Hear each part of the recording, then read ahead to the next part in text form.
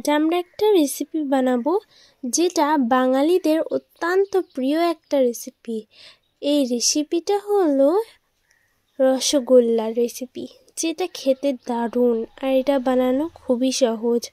একদম হুবহু দোকানের মতো এটা রেডি হয়ে যায়, আর এটা বানাতেও কিন্তু খুবই অল্প এবং খুবই কম সময় লাগে। তো চলুন এটার জন্য কি কি লাগবে সেটা বলে দিচ্ছি। তো আমি এখানে নিয়েছি 1 লিটার পরিমাণ দুধ। এই দুধটাতে আমি রসগোল্লা করে দেখাবো। এর মধ্যে দিয়ে দেবো ভিনেগার।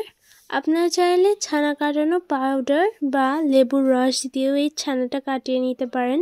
আর দেখুন আমি এখানে ভিনেগার ব্যবহার করেছি। তো দেখুন এই দারুণভাবে এটা ছানাটা কেটে গিয়েছে। এরপর আমি একটা পরিষ্কার কাপড়ে ছানাটাকে দিয়ে দেব।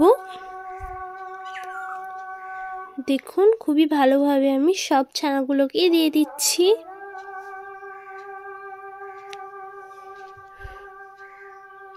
এরপর এই ছানা থেকে এর জলটা বের করে নিতে হবে। এটাকে কিছুক্ষণ ঝুলিয়ে রেখে দিতে হবে যাতে ছানার জলটা ভালোভাবে ঝরে যায়। আর দেখুন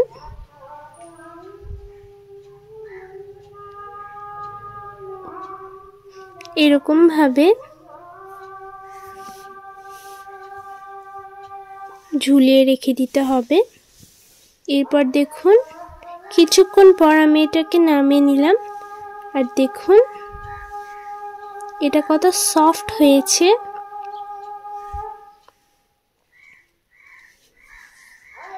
এর মধ্যে দিয়ে দেব অল্প পরিমাণ ময়দা। এটা হাতে করে ভালোভাবে মিক্স করে নিতে হবে। এই রসগোল্লা রেসিপিটা কিন্তু খুবই সুন্দর একটা রেসিপি। একবার হলেও এই রেসিপিটা ট্রাই করে দেখবেন। একদম হুবহু দোকানের মতোই এই রসগোল্লার রেসিপিটা। তো দেখুন আমি হাতে করে ভালোভাবে এটাকে মাখিয়ে নিয়েছি। এরকম ভাবে মাখিয়ে নিতে হবে।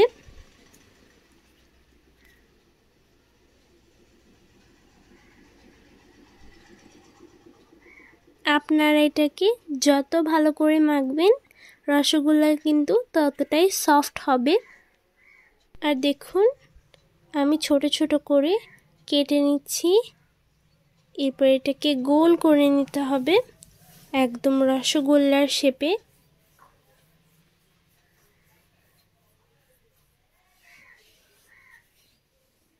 দেখুন কত সুন্দর হয়েছে।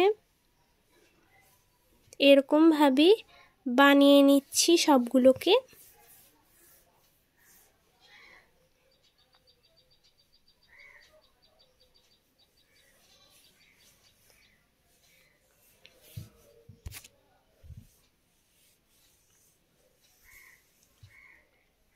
এক এক করে কিন্তু সবগুলোই রেডি হয়ে যাচ্ছে। খুবই কম সময় লাগছে এটা বানাতে। আর দেখুন সবগুলোই বানানো হয়ে গেল।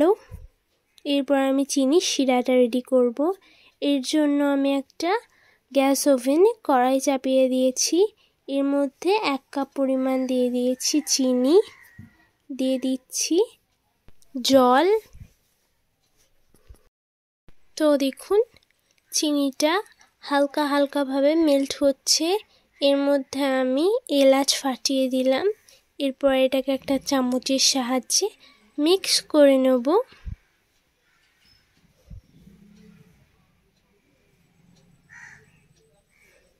আর দেখুন চিনিটা গলে গেছে। গ্যাসের ফ্লেমটা কিন্তু আমার হাইই থাকবে। এরপর আমি রসগোল্লাগুলোকে এক এক করে সবগুলোই ছেড়ে দেব।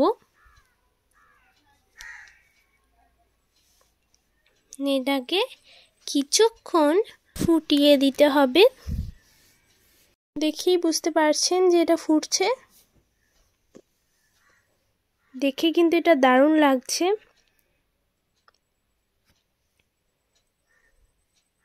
আর দেখুন হালকা হালকা করে কিন্তু এটা এবার ফুলছে।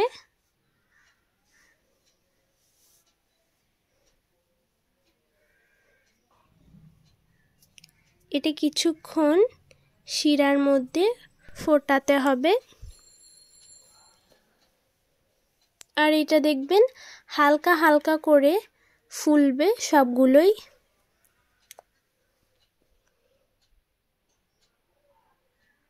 এরকম করে একবার নেড়ে নিলাম। আর দেখুন, দেখেই বুঝতে পারছেন যে এটা কত সফট হয়েছে।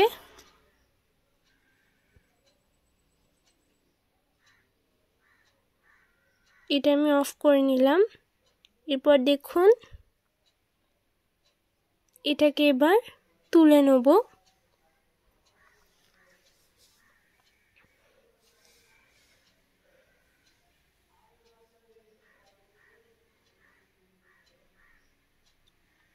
এটাকে এবার আমি সার্ভ করে নিচ্ছি। দেখুন, দারুণ লাগছে। খুবই সহজ একটা রেসিপি, একবার হলেও এই রেসিপিটা ট্রাই করে দেখবেন। আর দেখুন কত সুন্দর আর সফট হয়েছে। একবার হলেও এই দারুণ রেসিপিটা ট্রাই করে দেখবেন। আর দেখলেন কত কম সময়ের মধ্যে এটা রেডি হয়ে গেল।